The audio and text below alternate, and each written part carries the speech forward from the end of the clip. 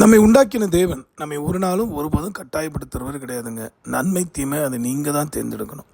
பக்தன் சொல்கிற ஒரு அற்புதமான ஆலோசனையை கேட்டு நடந்தால் நிச்சயமாக எல்லா தீங்குக்கும் பொல்லாப்புக்கும் நம்ம மட்டும் இல்லை, நம்ம பிள்ளைகள், குடும்பம், நம்ம எதிர்காலம் சகலமும் பாதுகாக்கப்படும். இதோ தேவன் தருகிற ஆலோசனை கேட்போமா? சங்கீதம் 119:101. உம்முடைய வசனத்தை நான் காத்து நடக்கும்படிக்கு சகல பொல்லாத வழிகளுக்கும் என் கால்களை விலக்குகிறேன். என் கால்களை விலக்குகிறேன்.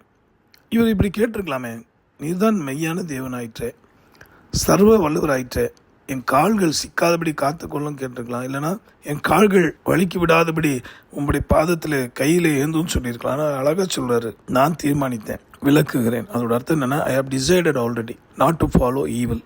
தீமையை நான் பின்பற்றுவதில்லைன்னு யார் எந்த மனுஷன் இதயத்தில் தீர்மானம் எடுக்கிறாங்களோ அவங்களுக்கு தான் இந்த ஜபம், இந்த வார்த்தை ஆசீர்வாதமாக மாறும். அன்பானவர்களே, மனதில் உள்ள சுமையை ஆண்டவர் அறிவார், இறக்கி வச்சுடுங்க. மனதார பிற ஆசீர்வதித்து ஜெபிப்போமா? நன்றி ஆண்டவரே, கேட்ட வார்த்தைப்படி ஒவ்வொருடைய வாழ்விலும் தேவனுடைய அன்பு பெருக்கெடுத்து ஓடட்டோம்ப்பா.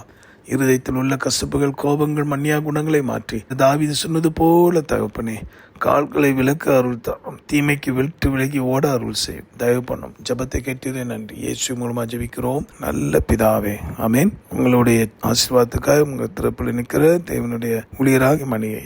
God bless you.